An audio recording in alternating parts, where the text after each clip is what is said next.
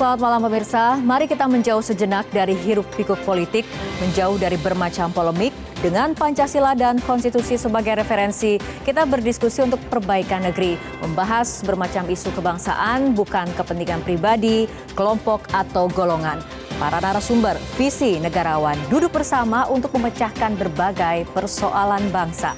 Dan apa tema diskusi kita? Berikut rangkumannya.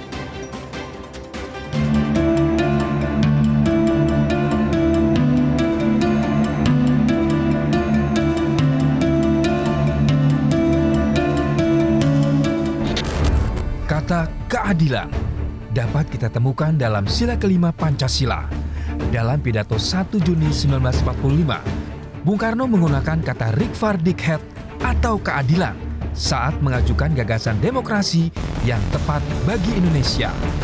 Saudara-saudara, saya usulkan, kalau kita mencari demokrasi, hendaknya bukan demokrasi barat, tetapi permusyawaratan yang memberi hidup, yakni politik ekonomi demokrasi yang mampu mendatangkan kesejahteraan sosial, yaitu bukan saja persamaan politik saudara-saudara, tetapi pun di atas lapangan ekonomi kita harus mengadakan persamaan, artinya kesejahteraan bersama yang sebaik-baiknya. Guru Besar Hukum Tata Negara, Profesor Nimatul Huda menyatakan, para bapak pendiri bangsa menetapkan Pancasila sebagai landasan kefilsafatan dalam menata kerangka dan struktur dasar organisasi negara sebagaimana dirumuskan dalam konstitusi. Kata adil dan keadilan juga 5 kali muncul dalam mukadimah Undang-Undang Dasar 1945. Guru Besar Filsafat UGM, Profesor Noto Nagoro menyebut, mukadimah UUD 1945 adalah pokok kaidah fundamental negara yang secara hukum tidak dapat diubah. UUD 1945 juga dapat diartikan sebagai manifesto bangsa Indonesia.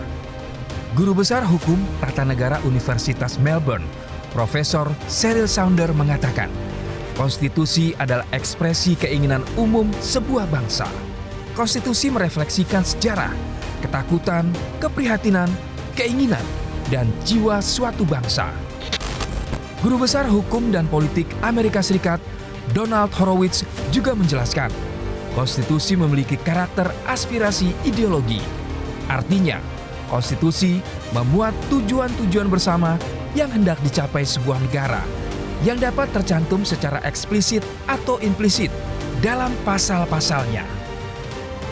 Lalu demikian seringnya kata adil dan keadilan digunakan oleh para pendiri bangsa. Apakah prinsip keadilan sudah melandasi pengelolaan negara?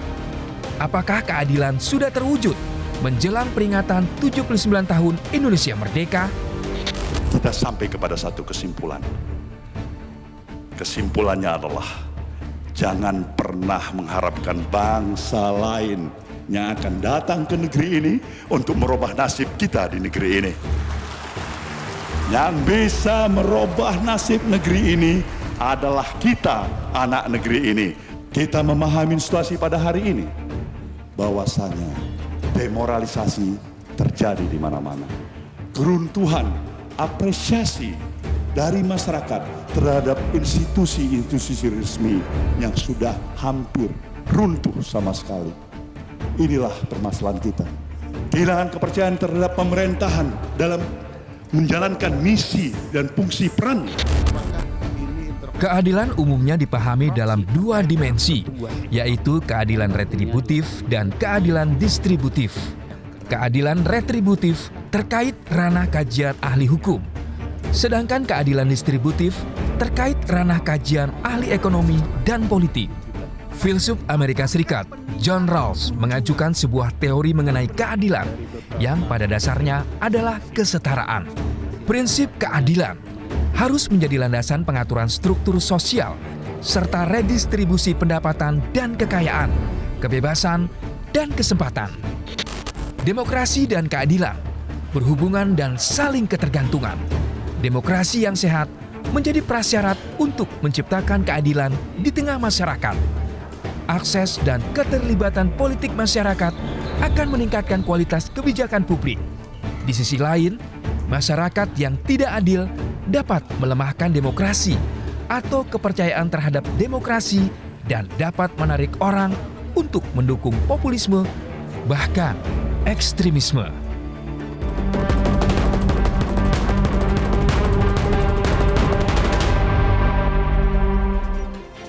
Pemirsa, kata adil dan keadilan mudah kita temukan dalam berbagai naskah pendirian Republik Indonesia. Menurut Plato, kata keadilan dapat diartikan sebagai kebaikan. Keadilan dalam arti yang luas merupakan esensi moralitas. Saat praktek korupsi, kolusi, dan nepotisme makin menjerat, isu keadilan makin menguat. Ada isu keadilan dalam dugaan kecurangan PPDB. Ada isu keadilan pula dalam dugaan hengki-pengki kuota haji. Dan apakah adil bila pemerintah memotong subsidi namun mengobral insentif investasi? Kita mencari keadilan dalam berbagai aspek kehidupan. Filsuf Amerika Serikat John Rawls menjelaskan 3 pilar dalam teori keadilan. Pertama, independensi dan otonomi rakyat. Kedua, kesetaraan peluang, peranan, jabatan, serta kualitas kehidupan. Ketiga, kesetaraan kewajiban dan tanggung jawab. Republik Indonesia dicita-citakan para pendirinya untuk mewujudkan keadilan bagi rakyatnya. Buku berjudul Keadilan Sosial dan Kemakmuran menjadi ekspresi cita-cita Bung Hatta mengenai kemakmuran yang merata. Pertanyaannya, apakah keadilan sudah hadir di negara Pancasila menjelang 79 tahun Indonesia merdeka? Negara berkeadilan adalah tema diskusi kita untuk pekan ini dan kita akan langsung bahasnya bersama narasumber yang telah hadir. Ada Guru Besar Ilmu Hukum, Profesor Dr. Todung Mulya Lubis. Selamat malam Prof. Todung. Selamat malam. Terima Fitri. kasih telah hadir di studio Metro TV. Dan di sebelah Prof. Todung ada juga kemudian Kepala Departemen Ilmu Ekonomi FEB UI, Bapak Fit Edrison PhD. Pak Fit, apa kabarnya malam hari ini? Alhamdulillah baik. Alhamdulillah baik. Dan selanjutnya ada juga cendekiawan kebangsaan Bapak Sukidi PhD. Selamat malam Pak Sukidi, apa kabarnya malam hari ini? Baik Mbak, Alhamdulillah. Baik, kita akan berdiskusi mengenai tema kita untuk pekan ini. Namun sebelumnya kita akan ikuti jeda berikut terlebih dahulu.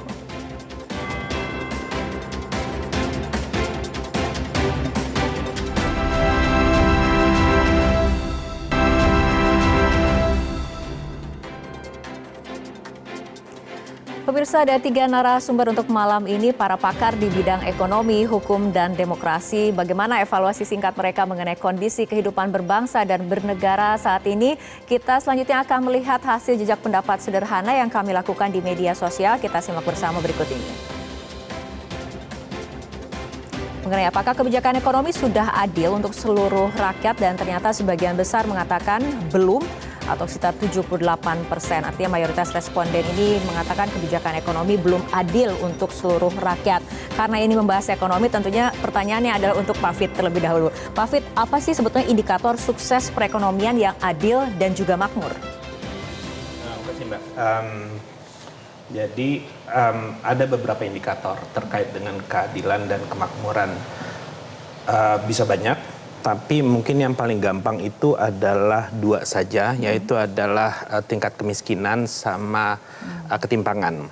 Nah, itu sering digunakan oleh akademisi maupun para birokrat untuk mengatakan pergembangan satu negara. Nah, kalau seandainya kita lihat dari Indonesia, dari angka kemiskinan memang mengalami penurunan, ya, menghadap tren penurunan dan terakhir sekitar 9, sekian persen, saya lupa. Ya. Tadi saya sempat memberikan, ya, ada grafiknya, mungkin nanti bisa ditampilkan, ya. Tapi hati-hati bahwa itu masih belum menjadi indikator yang paling lengkap. Kita juga harus melihat bukan hanya dari sisi berapa banyak orang yang hidup di bawah garis kemiskinan, tapi juga kita harus melihat jumlah berapa banyak orang yang hampir miskin. Selain itu juga ketimpangan. Nah, kalau saya lihat, nah ini akhirnya udah kelihatan ya, antar waktu itu memang mengalami penurunan. Itu garis yang biru itu adalah terkait dengan persentase penduduk miskin. Ya. Sementara yang merah itu adalah indeks Gini. Indeks Gini itu semakin tinggi, angkanya itu semakin menunjukkan bahwa kesejahteraan itu timpang. Nah, di Indonesia agak stuck tuh sekitar 5 tahun terakhir dan sekarang sekitar 0,3 hampir 3,8. 0,38 ya. Nah, ini baru satu. Nah, ada satu menarik bisa ditampilkan berikutnya. Grafik berikutnya karena saya sudah mempersiapkan ini. Nah, ini ada satu hal yang cukup menarik dan ini sudah kami sampaikan sekitar bulan November yang lalu. Ini adalah hasil studi dari Pak Teguh Dartanto dan asistennya dan sudah dipublikasikan di white paper LPM FPB UI. Di sini bisa terlihat bahwa kita cukup fokus ke yang dua. Di zaman Jokowi yang term pertama pertumbuhan itu cukup inklusif. Inklusif itu setiap masyarakat mendapatkan peningkatan kesejahteraannya. Itu yang kelihatan dari yang gambaran di atas agak melingkung ke bawah. Ya. Tapi pada periode yang kedua justru seperti U. Kalau U itu artinya apa? Kelas menengah itu mendapatkan pertumbuhan kesejahteraan yang relatif lebih rendah dibandingkan dengan kelas yang tinggi.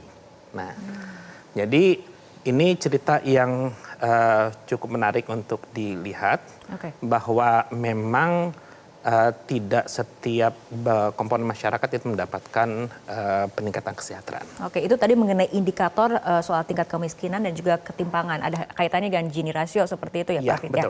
Nah, untuk APBN sendiri, Pak Fit, efektivitas APBN sebagai instrumen untuk mewujudkan pertumbuhan yang berkelanjutan seperti apa? Kalau untuk APBN itu kan salah satu instrumen untuk mempercepat pertumbuhan ekonomi sama memperbaiki distribusi kesejahteraan. Nah, sangat tergantung dari alokasinya seperti apa. Nah, saya sudah melihat datanya. Sebetulnya yang paling penting itu adalah seberapa besar pengeluaran pemerintah itu yang bisa berdampak terhadap peningkatan output. Nah, yang paling gampang itu adalah melihat dari biaya belanja capital expenditure. Sayangnya capital expenditure itu sangat rendah, ya, relatif lebih rendah dibandingkan yang lain. Kalau nggak salah di bawah 10%. Jadi belanja personal, belanja barang itu lebih tinggi. Bahkan cicilan bunga utang itu porsinya masih lebih besar dibandingkan dengan belanja pembangunan. Nah, dengan jumlah yang sedikit itu memang menjadi challenge untuk meningkatkan pertumbuhan ekonomi. Oke, baik. Itu kita berbicara mengenai sisi ekonomi. Selanjutnya kita juga akan melihat ataupun mencermati dari sisi hukum, Prof. Todung. Tapi sebelumnya kita akan melihat jejak pendapat serupa dari media sosial. Kita lihat bersama hasilnya mengenai keadilan dan kepastian hukum sudah terwujudkah? Dan responden ataupun mayoritas responden mengatakan belum, ada 86% yang mengatakan belum seperti itu. Prof. Todung sekitar 20 tahun lalu ini kan menulis ya mengenai hanya dengan penegakan hukum demokrasi dapat tumbuh kuat dan mencintai Indonesia adalah menghentikan ketidakadilan, pelanggaran HAM, penegakan wibawa hukum dan kredibilitas lembaga penegak hukum. Nah, Prof. Todung, hukum sebagai aksesoris kekuasaan, bagaimana nih? Saya ingin memberikan komentar lebih dulu dengan angka yang ditampilkan tadi. Kalau itu 86, sekian ya, saya sama sekali tidak terkejut dan mungkin angkanya lebih dari 86. Sebab menurut saya sejak zaman reformasi 1998, pembangunan hukum itu yang paling diterlantarkan. Ini menurut pendapat saya. Nah, kalau saya dulu pernah menulis bahwa kepastian hukum, penegakan hukum itu memang menjadi kunci untuk keberhasilan demokrasi, untuk keberhasilan pembangunan ekonomi, saya tidak pernah berubah dari pendapat saya. Sebab menurut saya inilah yang lacking gitu. Inilah yang absen dalam kehidupan kita berbangsa dan bernegara. Nah, dalam konteks ini saya ingin melihat dalam 3 perspektif atau 3 sudut pandang. Kita biasanya melihat satu mengenai struktur hukum. Sejauh mana peranata-peranata hukum itu fungsional atau tidak. berjalan sebagaimana yang kita harapkan atau tidak. Kita sudah punya banyak sekali peranata hukum. Mungkin berlebihan gitu. Ada MA, ada MK, ada KPK, ada kejaksaan, ada kepolisian. Tapi pertanyaannya apakah mereka fungsional atau tidak, seperti yang kita inginkan. Nah, kedua mengenai legal substance, substansi hukum. Nah, undang-undang seharusnya menjadi rujukan kita untuk menegakkan keadilan. Tadi Bung Karno bicara mengenai kesejahteraan sosial. Saya kira kita gagal dalam mewujudkan keadilan sosial, kesejahteraan sosial. Saya ini 5 tahun di Norwegia sebagai duta besar, saya belajar banyak mengenai kesejahteraan atau welfare state ya, yang betul-betul seharusnya menjadi cita-cita kita dan tujuan kita berbangsa dan bernegara. Tapi kan welfare state di Indonesia itu tidak jalan sama sekali, bukan tidak ada bantuan kepada publik, kepada rakyat, ada bansos. Ada 10 macam bansos kalau saya tidak salah, mungkin lebih. Tapi bansos dalam konteks Indonesia itu dilihat sebagai kedermawanan, charity, bukan entitlement, bukan hak. Seharusnya itu menjadi hak. Kalau dia tidak menjadi hak atau entitlement, ya selama itu dia akan tergantung pada kebaikan hati kekuasaan. Makanya ada yang disebut benevolent leaders. Nah, kita ini berharap pada benevolent leaders di Indonesia ini. Nah, itu dari segi legal structures, legal substance. Banyak undang-undang dilahirkan, tapi undang-undangnya tidak menjamin rasa keadilan, tidak mewujudkan keadilan itu sendiri. Nah, ketiga, legal cultures. Sejauh mana ketaatan hukum itu ada pada masyarakat kita. Nah, sebetulnya sih yang paling penting bukan ketaatan hukum dari masyarakat kita, tapi ketaatan hukum dari penguasa, dari pemerintah. Nah, ini yang menurut saya jadi satu persoalan besar. Tadi kalau dilihat dari apa yang ditampilkan di layar TV, saya kira ketidakberfungsian lembaga-lembaga penegak hukum itu dengan telanjang bisa kita saksikan.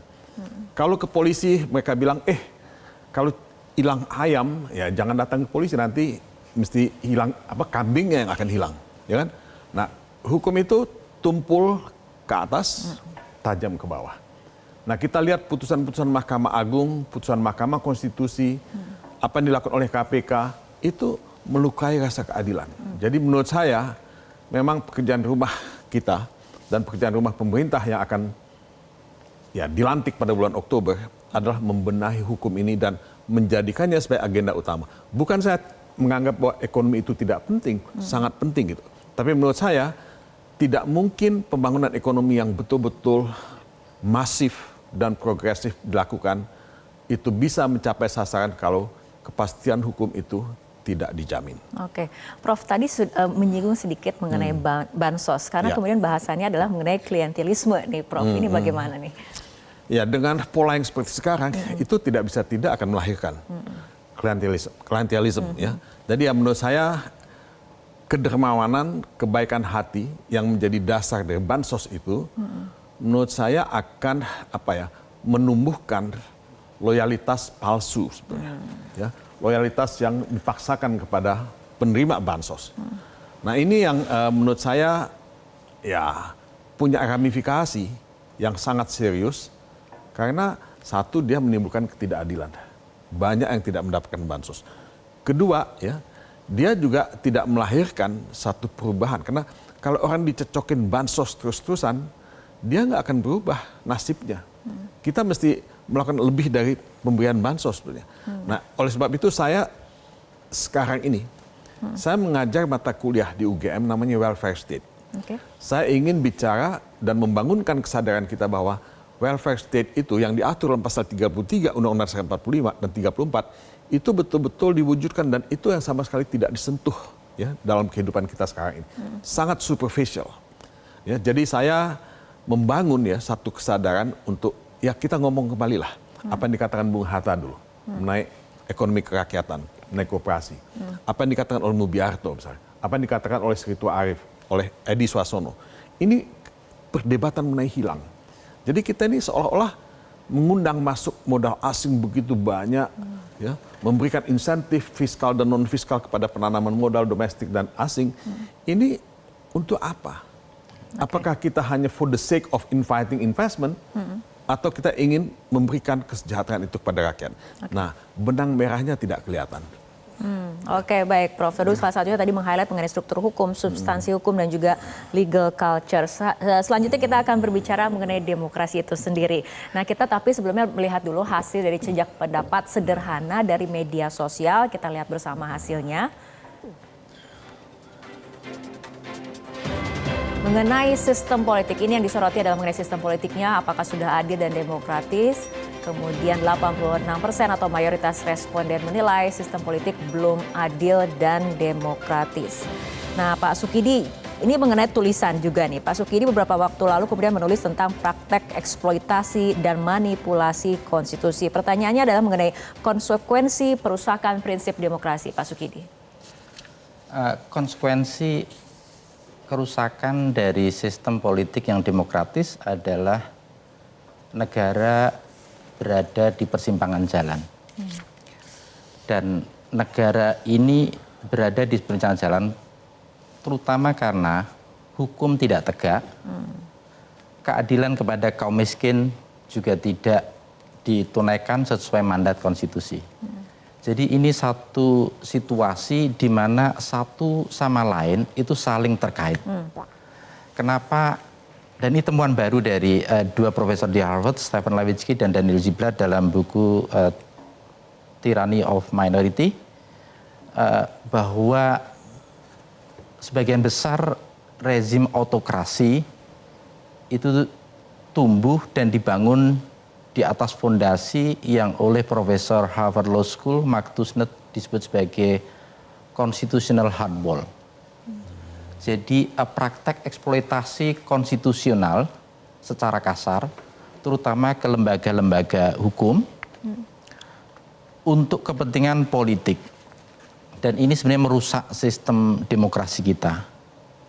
Karena praktek eksploitasi konstitusional ini yang tercermin pada peristiwa di MK, yang tercermin pada peristiwa di MA, ini mengubur satu imajinasi dan harapan bersama tentang meritokrasi. Kenapa? Karena meritokrasi menjadi ilusi, sementara nepotisme dan jalur orang dalam dirayakan secara vulgar dan gagap gempita. Dan ini sebenarnya merobek-robek spirit dasar Republik yang telah diletakkan oleh Ibu dan Bapak pendiri bangsa. Dengan memilih jalan demokrasi, maka meritokrasi itulah yang sebenarnya menjadi pegangan bersama dalam kita berdemokrasi, dalam kehidupan kita bernegara. Karena meritokrasi diinjak-injak, maka yang terjadi adalah the dream of people, impian rakyat itu menjadi mati. Karena mereka tidak diberikan ruang bermain yang setara. Sehingga mereka tidak bisa berkompetisi secara adil, setara untuk naik ke puncak. Ini berbeda dengan kisah kesuksesan negara Singapura sampai Amerika, di mana para founding fathers dari Lee Kuan Yew sampai Thomas Jefferson, they saw themselves as men of merit. Mereka melihat diri mereka sendiri sebagai men of merit. Manusia yang mengedepankan prinsip meritokrasi itu sendiri. Dengan wisdom, dengan kompetensi, dengan kemampuan teknokratis, itulah mereka yang memajukan republik itu. Karena meritokrasi diinjak-injak, tidak dijadikan satu pegangan bersama, maka yang sebenarnya terjadi pada kita adalah dalam konteks ekonomi, adalah ekonomi yang tidak memberikan keadilan kepada kelompok miskin, tapi juga yang lebih gawat lagi adalah kelompok kelas menengah ini. Jadi kemiskinan itu 26 juta lebih, cukup besar. Hanya dengan angka pendapatan yang sangat kecil, 550 ribuan per bulan. Itu sangat kecil. Itu artinya apa? Artinya kalau angka itu dinaikkan sedikit saja, maka kemiskinan yang 9% tadi akan naik cukup besar. Dan kelas menengah yang oleh Profesor sebut sebagai rentan hidup miskin, itu sebenarnya mayoritas dari struktur masyarakat kita, yaitu adalah struktur masyarakat yang sebenarnya timpang. Kenapa? Karena kelas menengah ini cukup besar, tetapi tidak begitu diperhatikan dari aspek kebijakan ekonomi oleh pemerintah. Kalau kelas menengah ini berhenti dari aspek spending, maka ekonomi kita akan rapuh dan roboh. Untuk itu pemerintah harus memberikan perhatian khusus kepada kelas menengah dan sekaligus kelas miskin. Ini dua kelas yang menempati segmen terbesar dalam masyarakat kita. Karena itu ekonomi yang kita jalani sebenarnya ekonomi yang jauh dari visi keadilan dan kesejahteraan bersama yang diletakkan oleh ibu dan bapak pendiri bangsa, karena kita menghadapi hari-hari ini situasi kesenjangan sosial yang seperti halnya terjadi di Amerika. Maka harga mahal dari kesenjangan sosial ini adalah masyarakat tidak memperoleh kesempatan yang sama, yang adil, yang egaliter pada akses pendidikan, pada akses kesehatan, pada akses equal opportunity, kesempatan yang setara. Sehingga apa? Sehingga mereka tidak bisa compete secara setara pula. Oke, baik Bapak-bapak, kita masih punya waktu tapi kita akan lanjutkan kembali perbincangan usai jeda berikut.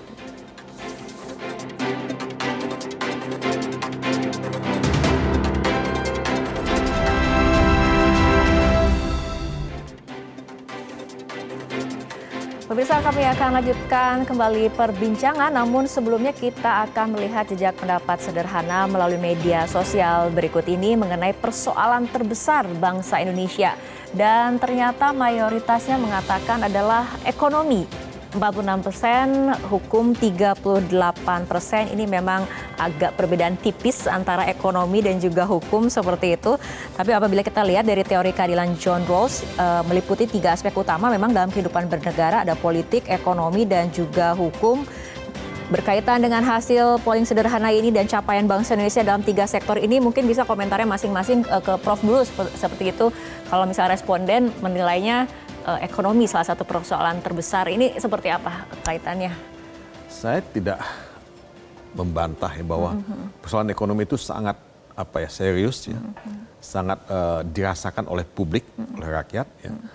Dan kalau tadi Pak Sukidi sudah bicara mengenai kesenjangan sosial dan ongkos yang mesti dibayar dari kesenjangan sosial. Nah, kalau parameter kemiskinan itu sedikit diubah dan tiba-tiba jumlahnya akan naik cukup signifikan. Nah, menurut saya sih tidak salah kalau publik melihat ekonomi sebagai satu persoalan yang serius, dan walaupun hukum ya itu menurut saya kata kunci, karena selama ini hukum itu tidak dijalankan sebagaimana mestinya, tidak pernah diperbaiki, tidak pernah direformasi. Tetap saya juga melihat bahwa tidak bisa pembangunan itu dilakukan dengan parsial.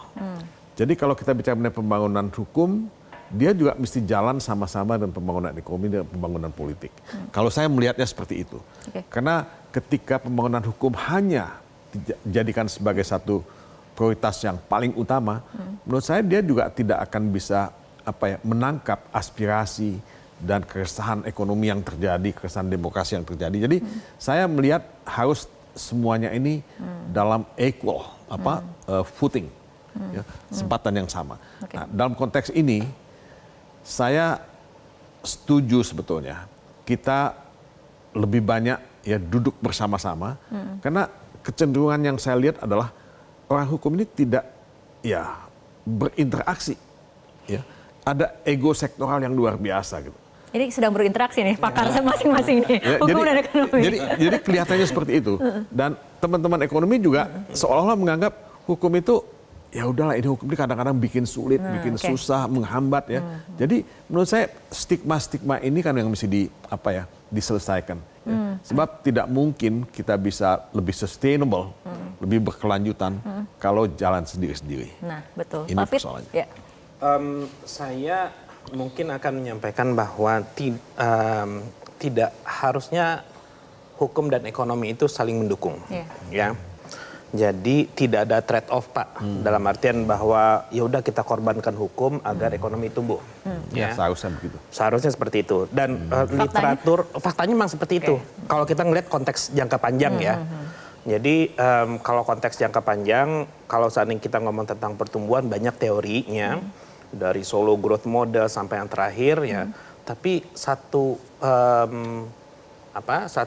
kesimpulan setelah sekian puluh tahun literatur, yang paling bisa menjamin satu perekonomian itu tumbuh secara berkelanjutan itu adalah kualitas institusi. Nah, kualitas institusi itu artinya apa? Salah satunya kepastian hukum, Pak. Nah, saya pakai bahasa yang sederhana. kepastian hukum kira-kira seperti ini. Kalau ada kepastian hukum, maka baik konsumen maupun produsen itu akan tertarik untuk melakukan kegiatan ekonomi. Bagi produsen itu akan mau melakukan investasi karena mereka punya ekspektasi apa yang bisa dihasilkan dari investasi tersebut. Bagi konsumen juga seperti itu, mereka nggak perlu wait and see. Jadi ada pergerakan ekonomi baik dari konsumen maupun produsen. Itu baru akan timbul dengan baik jika mereka itu percaya. Nah, dalam konteks ini ya institusi plays a significant role gitu. Gitu. Oke, Pak Sukidi tanggapannya? Saya kira hukum menjadi masalah terbesar bangsa ini. Dan ini menjadi satu rimba begitu banyak mafia dan mereka yang tergabung pada community of law, masyarakat hukum harus terpanggil untuk membenahi masalah ini. Karena masalah ekonomi tidak tumbuh dengan baik, terutama investor tidak memperoleh kepastian hukum ketika menghadapi satu masalah. Ini berbeda dengan bagaimana investasi di Vietnam yang jauh lebih besar ketimbang investasi di kita. Dan masalah terbesar hukum, kalau saya sederhanakan, adalah dua. Pertama, hukum itu berada di bawah kekuasaan eksekutif. Sehingga apa? Sehingga hukum itu selalu menjadi apa yang oleh dua profesor Harvard, Profesor Stephen Levitsky dan Danny Gilbert, disebut sebagai political weapon. Dan penegakan hukum, kata Thomas Power, itu tak lebih dari bagaimana kepentingan eksekutif dalam menegakkan hukum secara tebang pilih, secara selektif. Dan ini jujur saja memporak-porandakan republik yang didirikan oleh ibu dan bapak bangsa yang fondasi utamanya adalah supremasi hukum itu sendiri. The rule of law, aturan hukum, jatuh menjadi the rule of tyrant, menjadi hukum tiran itu sendiri. Hukum tiran itu diatur oleh hukum yang menguntungkan kepentingannya sendiri. Sekiranya hukum tidak menguntungkan kepentingannya sendiri, maka ia ubah agar sesuai dengan selera kekuasaan. Karena itu kita tidak pernah bisa berharap bahwa hukum ditegakkan karena apa? Karena hukum itu rusak justru dari atas. Itu sebabnya hukum dipakai sebagai senjata politik untuk menekan para pesaing politik, tapi juga untuk menjadikan mereka agar setia pada kekuasaan itu sendiri. Yang paling brutal adalah menjadikan hukum sebagai alat sandera itu sendiri. Dan ini sebenarnya diketahui semuanya, tetapi tidak ditaati sebagai satu masalah serius bahwa penggunaan hukum sebagai alat sandera politik ini sebenarnya merusak seluruh sendi-sendi kehidupan kita bernegara. Karena itu enough is enough, cukup. Dan ini saatnya untuk berbenah diri, menjadikan hukum semata-mata sebagai instrumen untuk menegakkan keadilan yang berpihak pada kepentingan bersama. Baik, sebelum ke pertanyaan berikutnya mungkin bisa komentar dulu Prof. Todung, karena ini berbicara mengenai hukum nih banyakannya. Oke, saya meragukan ya, apakah kita memang menghendaki satu penegakan hukum yang independen. Ya, jadi ada dilema. Melanjutkan logika yang disampaikan oleh kawan saya Pak Sukidi, dilemanya apa? Dilemanya kalau hukum itu independen, dia akan sangat merugikan kekuasaan itu sendiri. Banyak sekali akan bisa menjadi korban dari independency of law dan independency of legal institutions. Apakah itu Mahkamah Agung, apakah itu kepolisian, kejaksaan. Nah, oleh sebab itu by intention, secara sengaja memang tidak diusahakan. Nah, kalau kita bicara mengenai supremasi hukum yang independen, pasti pemberantasan korupsi itu akan jauh lebih berhasil ketimbang sekarang ini. Pasti penegakan hukum pemberantasan kriminal itu pasti akan lebih baik dari sekarang ini. Tapi kan semua kita lihat tadi disebut tebang pilih.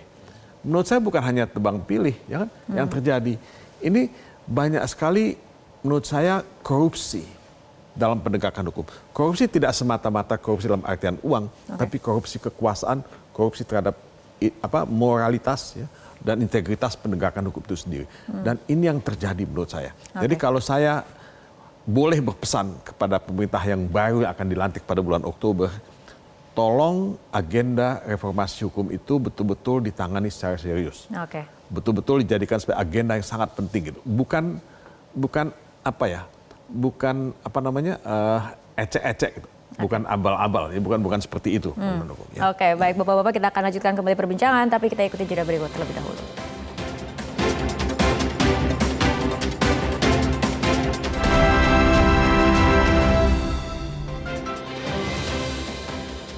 Pemirsa, perbincangan kembali kami lanjutkan. Bapak-bapak, sebentar lagi kan Indonesia akan merayakan hari ulang tahun yang ke-79.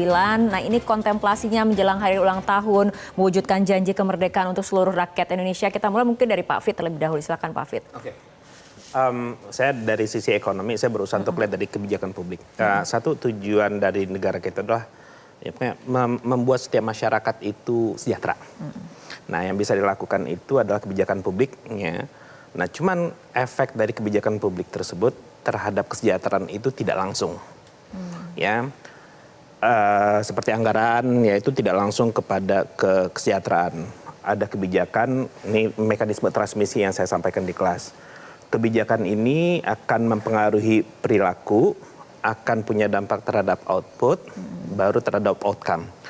Tapi karena kita berhadapan dengan manusia yang membuat keputusan, dan keputusan itu bisa berbeda, responsnya bisa berbeda. Sehingga sesuatu kebijakan yang mungkin baik, belum tentu hasilnya bagus. Saya kasih contoh, ya. Zonasi itu kan bagus tuh untuk yang pendidikan. Untuk memberikan kesempatan yang baik, yang merata, ya, bagi masyarakat. Jadi nggak ada favoritisme. Tapi praktek yang terjadi justru ada sesuatu yang perilaku yang tidak, ya, sebenarnya tidak etis atau justru melanggar hukum, ya, minjem KTP, minjem kakak sehingga anaknya bisa sekolah di tempat yang favorit. Nah, jadi kebijakan pemerintah itu tujuan akhirnya dimanapun kita lihat pasti ada kesejahteraan. Tapi efeknya itu kalau seandainya perubahan perilaku itu ke arah yang diinginkan. Masalahnya bagaimana kita bisa memastikan perubahan perilaku itu ke arah yang diinginkan. Ciptakan sistem insentif. Sistem insentif ini termasuk dengan hukum. Ya, kalau seandainya ada satu pelaku pelanggaran, ya, maka memang harus dipunish. Contoh yang sekarang lagi hangat itu adalah makan siang, ya. Makan siang ini masih jadi perdebatan, ya. Tujuannya bagus agar masyarakat Indonesia khususnya siswa mendapatkan makanan bergizi. Ya, dari anggaran sampai ke outcome-nya itu, policy sampai ke outcome itu nggak langsung. Pertanyaannya, ini sampai nggak ini 7.500? Ya, benar-benar 7.500 ini sampai nggak, ya, kepada, ya, masyarakat yang menerima, atau jangan-jangan ada perubahan perilaku dari agen ekonomi yang terdampak baik secara langsung atau tidak langsung. Nah, kalau seandainya perubahan perilaku itu ke sesuatu yang dalam tanda kutip negatif, maka bisa saja kebijakan yang baik itu tidak mencapai sasaran yang diinginkan. Nah, kontemplasi dari sisi hukum seperti apa, Prof. tadi?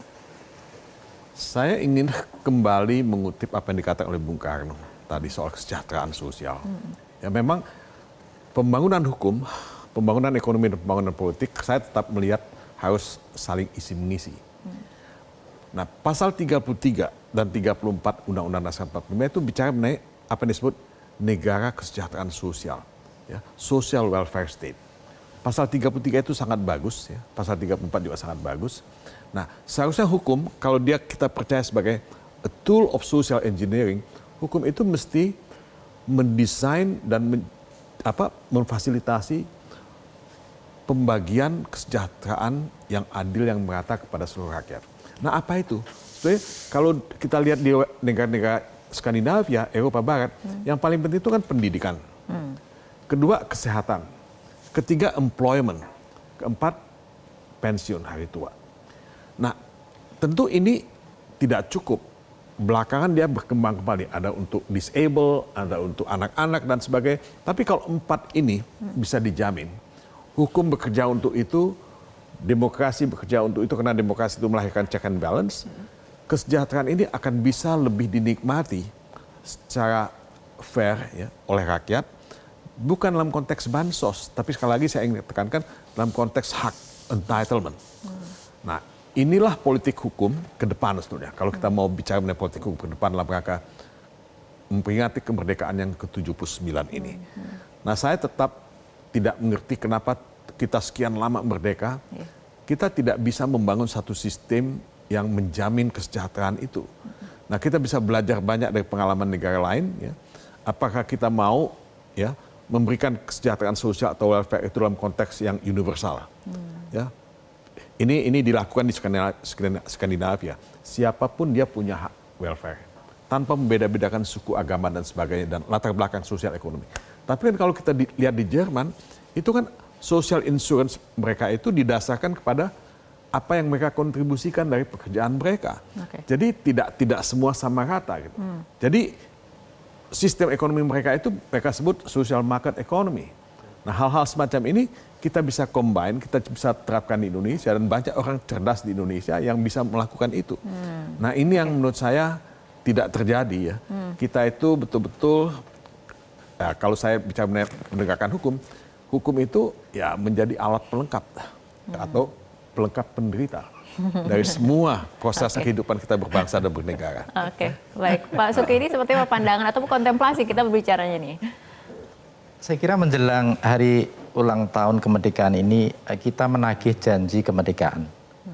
79 tahun silam, Ibu dan Bapak pendiri Republik menjanjikan kecerdasan untuk bangsa Indonesia. Tapi hampir 79 tahun kemudian, kecerdasan IQ warga kita berada di ranking 130 dunia. Karena itu kita harus bahu-membahu untuk memperbaiki sistem pendidikan, berikan kesejahteraan kepada guru, perbaiki method of learning, dan juga keberpihakan kepada kaum papa, kaum miskin, agar mereka memperoleh pendidikan yang berkualitas, dengan mengirim guru-guru terbaik pada kantong-kantong kemiskinan, sehingga mereka bisa menikmati the best education, pendidikan terbaik. 79 tahun silam, Ibu dan Bapak pendiri bangsa mengamanahkan kesejahteraan. Kesejahteraan yang oleh Bung Karno pada pidato 1 Juni 1945 diucapkan dengan mandat kesejahteraan bersama. Bukan kesejahteraan segelintir orang, bukan kesejahteraan kaum kaya, tapi kesejahteraan bersama. Ini pula yang hari-hari ini disuarakan oleh Paus Fransiskus dengan slogan Co-Prosperity of All, kemakmuran bersama. Karena itu setelah hampir 79 tahun kemudian, kita menghadapi struktur ekonomi yang timpang. Ekonomi yang tidak berpihak pada kaum miskin, ekonomi yang tidak berpihak kepada kelas menengah.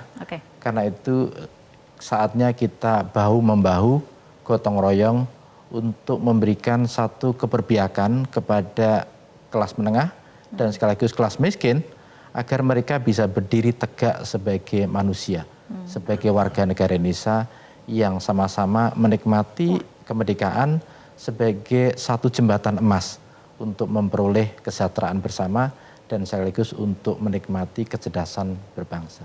Oke, baik Bapak-Bapak, kita harapkan diskusi kita untuk malam hari ini bisa menjadi masukan dan membuka wawasan terutama menjelang HUT ke-79 Republik Indonesia, terutama kemudian dalam mewujudkan janji kemerdekaan untuk seluruh rakyat Indonesia. Pemirsa, kata keadilan terpatri dalam Pancasila, landasan filsafat kehidupan bernegara. Kata adil dan keadilan juga kita temukan dalam konstitusi, aturan dasar yang menjadi landasan pendirian dan penyelenggaraan negara. Namun mencari keadilan di bumi Pancasila kerap terasa menyesakkan dada. Hukum tumpul ke atas namun tajam ke bawah, membuat peradilan kehilangan marwah. Saat koruptor panen diskon hukuman, ada lansia yang menjadi pesakitan. Investor besar difasilitasi, namun usaha kecil makan hati. Serbuan retail modern ke pelosok Nusantara membuat toko kelontong mati merana. Kolusi, nepotisme, orang dalam merusak tradisi meritokrasi. Konstitusi menjadi komoditi untuk memuaskan hasrat pribadi. Sebentar lagi kita memperingati 79 tahun Indonesia merdeka. Sudahkah prinsip keadilan jadi nafas penyelenggara negara? Profesor George Fredrickson mengatakan model administrasi publik baru tidak hanya soal manajemen birokrasi, namun memasukkan aspek keadilan sosial. Saya Fitri Megantara, terima kasih telah bersama kami dalam Visi Negarawan. Sampai jumpa.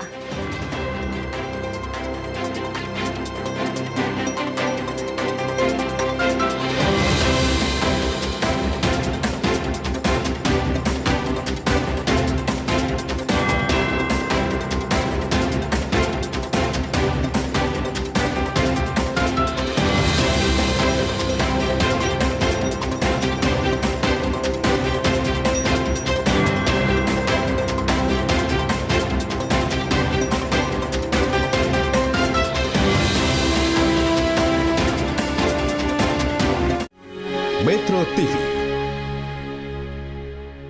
Jelajahi cara baru mendapatkan informasi. Download Metro TV Extend sekarang.